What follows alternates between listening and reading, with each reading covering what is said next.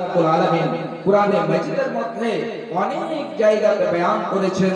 তার মধ্যে আজকে আমি সূরা নাজিআত থেকে কয়েকখানা আয়াত পরিবেশন করেছি। আল্লাহ রাব্বুল আলামিন বলেছেন, বিসমিল্লাহির রহমানির রহিম, ইয়াসআলুনাকা আনিস সাআতি আইয়ানা মুরসাহা। আল্লাহ রাব্বুল আলামিন বলেন যে হে নবী মুহাম্মদ, আপনাকে তারা কিয়ামত কখন হবে এই সম্পর্কে তারা জিজ্ঞাসা করেছে। হে নবী মুহাম্মদ, আপনাকে মক্কা নগরীরা জিজ্ঞাসা করেছে যে কিয়ামতে কখন আসবে, কিয়ামতে কখন হবে। আল্লাহ রাব্বুল আলামিন বলেছেন, ইয়াসআলুনাকা আনিস সাআতি আইয়ানা মুরসাহা ফীমা আনতা মিন যিকরাহা।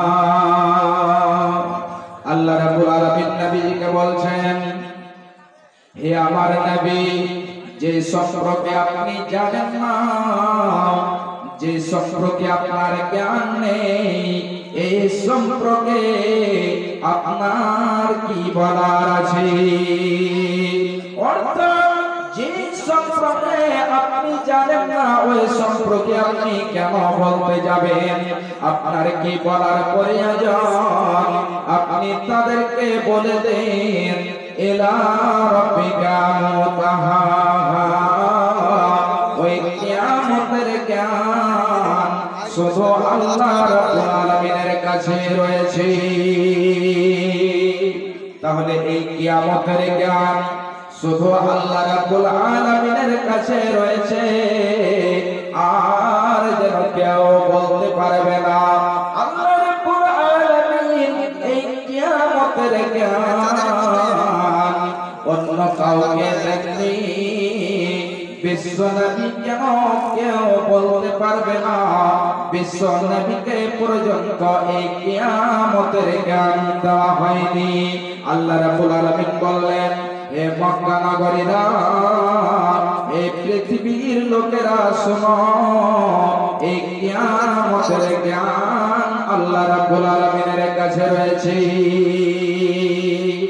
আল্লাহ রাব্বুল আলামিন বলছেন, হে আমার নবী, ইন্নামা আনতা মুনজিরু মান ইয়াখশাহা, আপনি ওদেরকে ভয় দেখাবেন যারা আল্লাহকে ভয় করে। আপনি ওদেরকে সতর্ক করবেন যারা আল্লাহ ভীরু, যারা আল্লাহকে ভয় করে। ওদেরকে যদি আপনি ভয় দেখান, তাহলে এতে লাভ রয়েছে, এতে উপকার রয়েছে।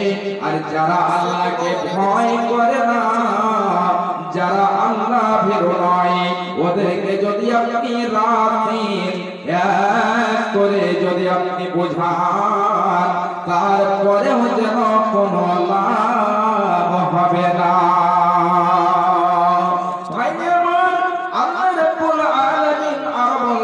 বান্দারে শোনো, কান্নাহুম ইয়াওমা ইয়ারাউনাহা লাম ইয়ালবাসু ইল্লা আসি